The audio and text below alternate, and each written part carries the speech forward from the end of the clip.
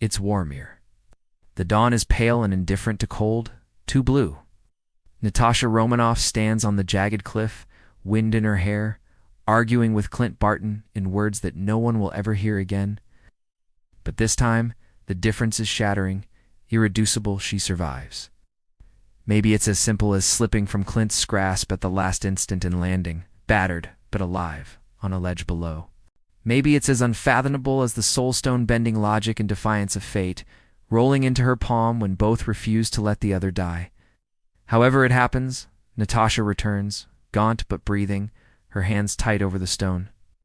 She draws herself up, blinking into that bleak light, soul scarred but intact. When she steps out of the portal back at Avengers HQ, the room snaps to attention. Banner's eyes widen. Thor's hammer drops, forgotten. Steve inhales sharply, relief and astonishment colliding on his face. Only Tony, beneath all his bravado, looks at her like someone who's seen a ghost. "You made it," he says, voice thick, and she nods. Later, when the surge of adrenaline has faded and the reality of what she has in her hand settles, over the room Natasha finds herself wandering the halls alone. Her reflection in the glass is unchanged, but she is not the woman who left. The battle with Thanos comes, because it always does. She is there in the trenches, Blood Widow in black, moving like a shadow, the Soul Stone kept close. This time she fights not as a memory, but as a blade.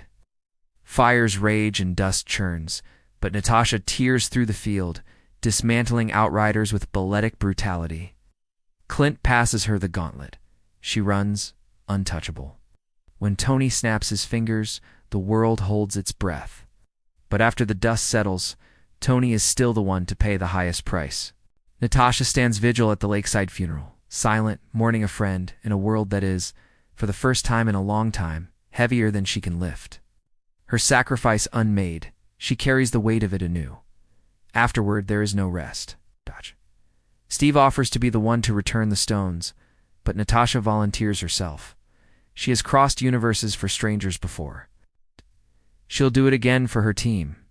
She faces the Red Skull on Vormir, and for a flicker, she wonders if she was truly meant to die.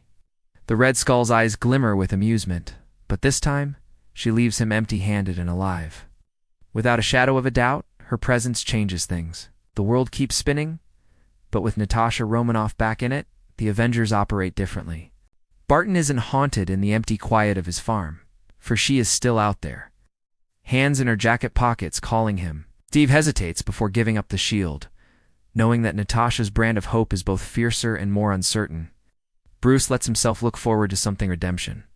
Maybe or atonement, knowing Natasha survived what he could not save her from. With the raft of souls that returned with the snap, Natasha doesn't seek the limelight. She vanishes into anonymity, running operations in the shadows, unspooling Hydra cells and old alliances from the cold detritus left behind. The world reads her obituary in disbelief, then in celebration, then in silence. She never really comes back to life, not in the way superheroes do. The world wants a resurrection tour, but all it gets is rumors. Romanoff at the outskirts of Prague, a flash of red hair in Lagos, encrypted files decrypted in the dead of night. For the first time, she chooses not to run from her past, but to walk back into it, one shadow at a time. Sometimes, late at night, Avengers Tower still feels her. Yelena finds a message, left on a burner phone. Clint receives a worn chess piece in the mail. When new threats surface, when a terrorist cell unravels, or a dictator catches a bullet with no name, it always seems to trace back to her. The greatest spy becomes, in the end, the world's most persistent ghost, anonymous, unburdened, alive. Surviving the Red Room was one thing. Surviving death is another. For Natasha Romanoff, survival is less a victory than an obligation. And when asked why she kept fighting, long after her name should have faded, she only says, "There's always one more thing left to do. Fade out a city at night." Your shadow's moving, and somewhere, Natasha Romanoff walking on,